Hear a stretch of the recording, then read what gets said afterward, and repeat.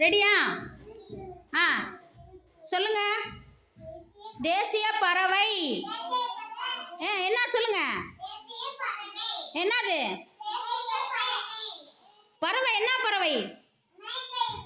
ஆ இது என்னதுன்னு சொல்லுங்க. மயில். ஆ தேசிய விலங்கு எது?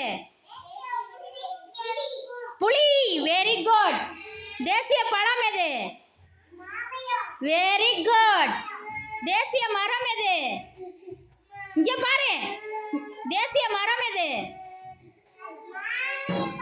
ஆலமரம். தேசிய பூ எது?